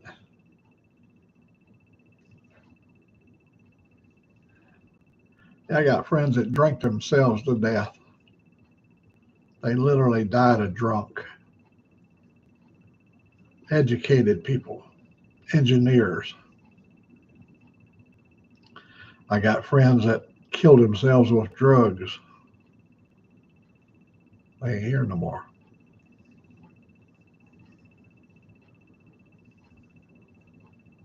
I ain't talking about marijuana now. I don't consider that a drug. I'm talking about fentanyl and stuff like that. They couldn't cope with stress of life, so they checked into Hotel California.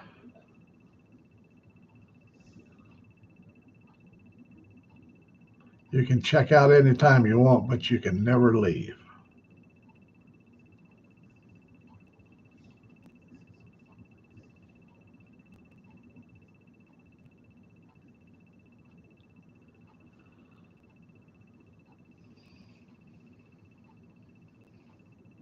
We have to make sure we keep it out at 7:30 now here on my time. It's 8:30 in Florida, and I believe he said their show starts at 9:30. The coffee. I thought Moto was in here. Yeah, Moto was in there. He must be getting ready to do his coffee show, or maybe he's doing his coffee show now. I don't know.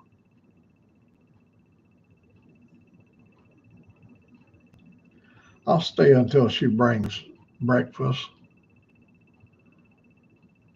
But I want everybody to have a good weekend. Man, just cut loose and enjoy what we got. Now we've got now tomorrow it's going to be really warm. Um,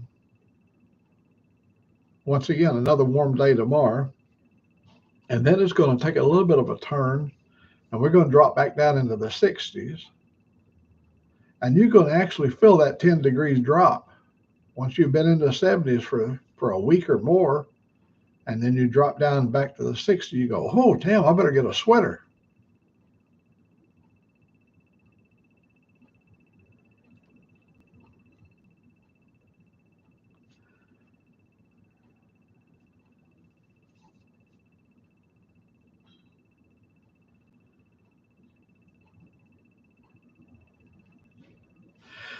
Yeah, when we were shopping yesterday, we have what they call a corporate Costco card. It's a corporate card. Let's see. I still got it. I usually keep the Costco card. Yeah, I got you see what it says. Um, Now that card gives you discount every time you buy from them. It adds up, and we were going along there yesterday, and we bought some high dollar ticket things, and when we came out of there, she said, "Oh my God, we saved $34 because it tells you right in a little voice machine. We did the automated checkout, and it tells you, $3, $5, $7 discount, or and she she was really happy that. Now look right here, look right here. I see. Let me get this right over here, folks. That's a biscuit you're looking at right there. Well, what happened to the biscuit, baby? Oh, you busted it open? Yeah. Oh, okay, and put butter in it. Oh, bless your heart. I put butter on it. I just put the. Oh, okay. Well, I see hash browns and scrambled egg with cheese, sausage patty, and Old Mack is. And don't forget right here, life ain't worth living unless you got grape jam. Grape jam. Yep, we've been sucking down on this stuff for at least 80 years, I know.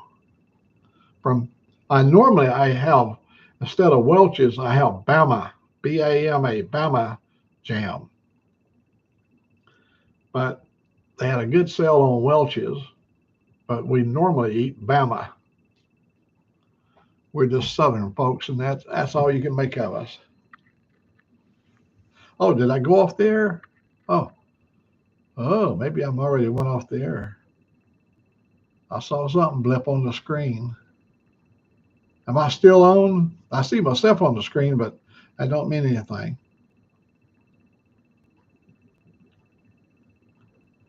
I'm going to stay on for 9 more minutes. Yeah, I'll do 9 more minutes. So you guys just bear with me.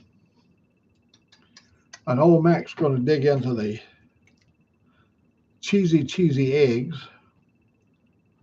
Mm.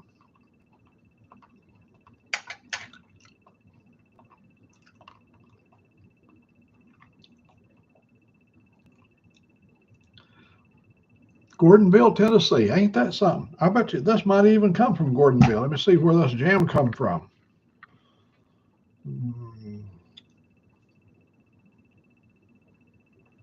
America's grape jam. Keep refrigerated.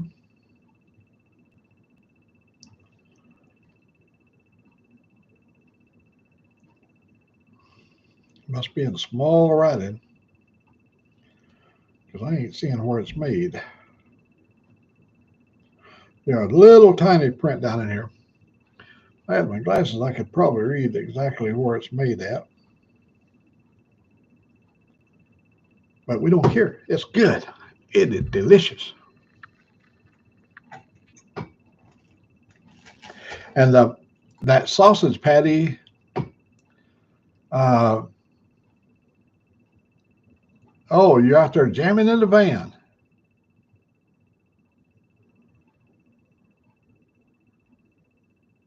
Oh, I understand how things work. How corporations move and relocate and stuff like that. But chances are it's probably still a big operation there. And Welch's is a good brand.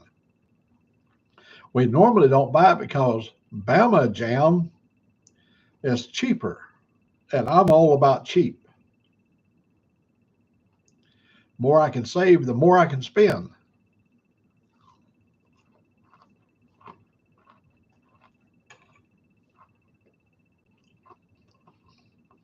That sausage patty is maple flavored sausage patty. Jimmy Dean's.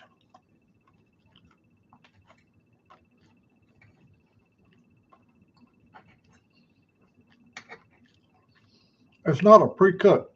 She has to cook them, but they was already shaped into a patty. Mmm, golly, that's good.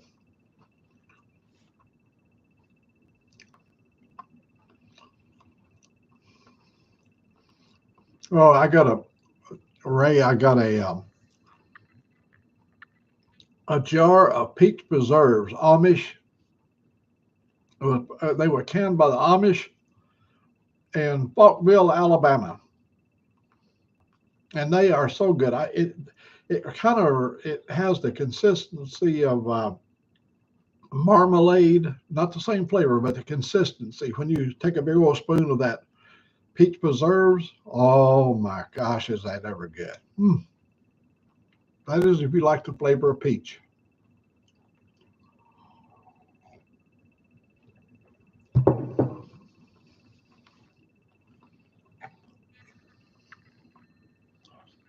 I'm keeping an eye on the time.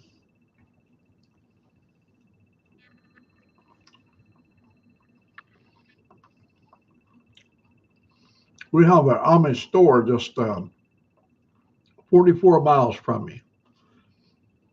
We go up every month and we stock up when we get there.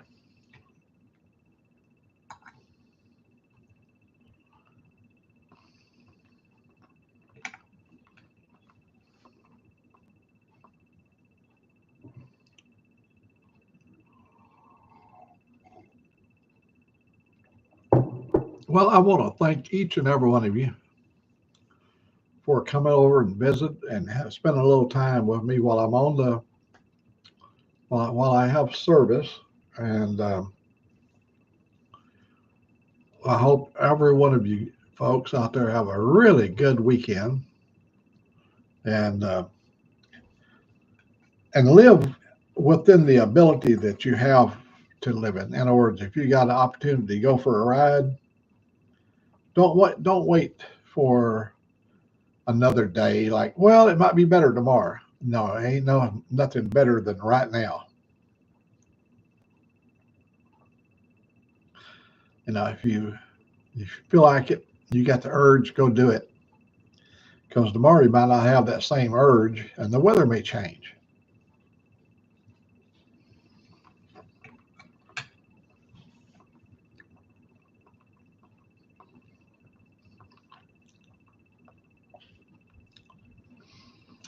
And Sigga's out there in the van jamming. I bet he's got some tunes in that thing. My my truck, I got an F-150 Lariat pickup truck, and that thing has got a big amplifier in it that has all the seats, and it's got like 16 speakers. That thing really got a good sound system. Even though it's an older truck, it really has a great sound system.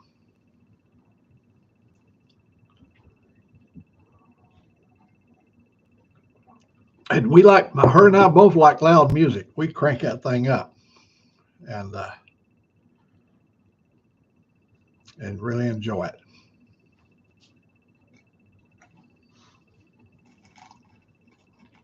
Well, my other little buddy, he just came in.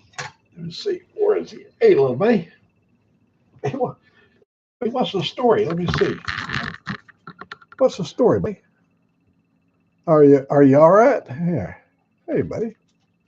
Yeah, that's my little buddy right there. He's been with me for a long time. He's almost 16. He'll be 16 in December.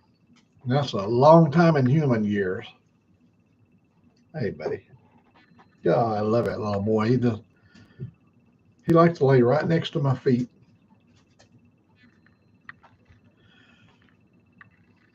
He brings me a lot of joy. He's now right on. Oh, he smells that food, don't you? You want a piece of sausage? Here, let me give you a little piece of sausage. See, mine is a southern dog, and they eat off the table. They eat of whatever I got. Here we go, little buddy. Nummy, nummy, num. Oh, man. You like that Jimmy Dean sausage? A little bit spicy. Was that good, buddy? Yeah.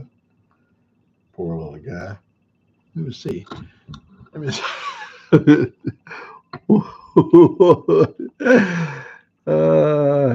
Hey Theo, what's the story, buddy? Where you at? Where's your little head at? Damn, I can't turn this camera. Oh, I see. There he is. You want a piece of sausage? Here. Oh, he loved that sausage. I'm sorry. I hope I didn't bore you guys with that, but my little buddy, he rides on the Harley with me. I bought a new Mustang GT a few years ago. And my wife was alive then, and him and I got in that Mustang and we went on a 40,000-mile trip. We went up in the Northeast. We went all the way down to Florida. We went to the Northwest. We went to the Southwest. We went to Branson, Missouri.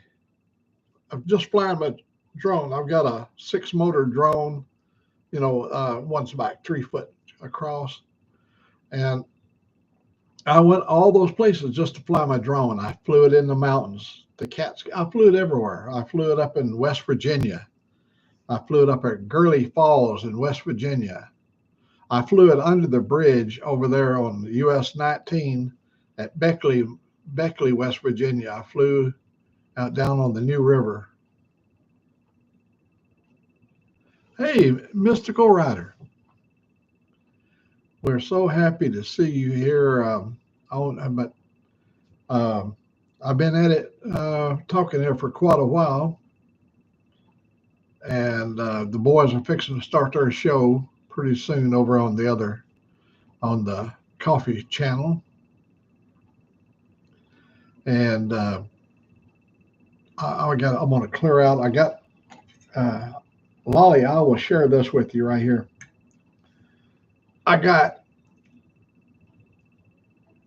I got Velveeta cheese, scrambled eggs with Velveeta cheese, and it's got some other stuff in it.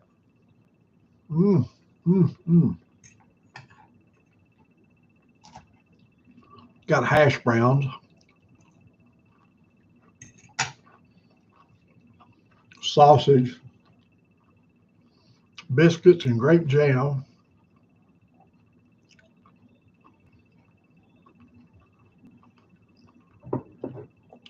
And a country boy will survive.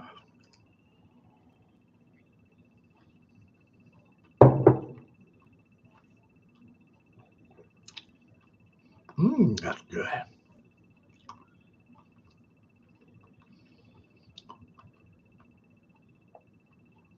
So, Miss Lolly, we're going to be signing off here, but I want to wish each and every one of you the good rest of the day. And if it's possible, if the weather is good, 2-4, I know your weather's not good. Um, but you know good days are coming. And I wish for each and every one of you just a really, just whatever life brings to you, I hope it blesses you with all the goodness that life can bring you. And I'm not leaving just because you got here. I've been, I told everybody I'd wind it up so the other guys can get their shows started. They can start the show anytime they want to, but I wouldn't want to do that. I wouldn't want to interfere with those fellows. And with that, we'll say good morning to each and every one of you. And when you see me on here, please come and spend, excuse me. When you do see that I show up whenever I can get on the air, come and spend a little time with Old Mac. I'll try to make it worthwhile to you. I love you.